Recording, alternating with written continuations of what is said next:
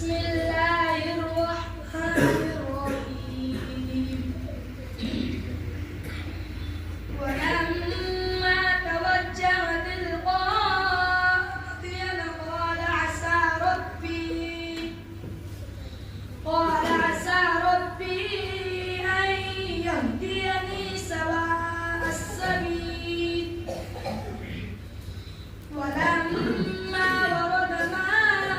مدين وجد عليه أمة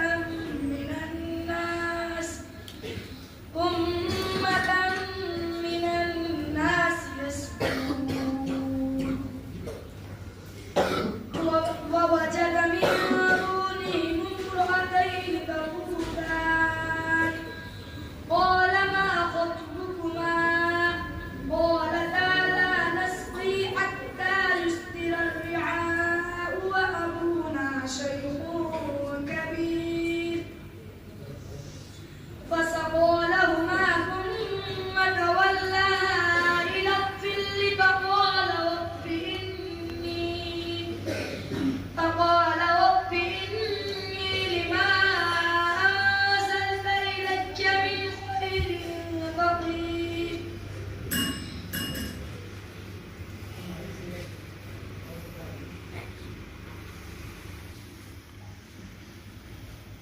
पहला सवाल 7वां पारा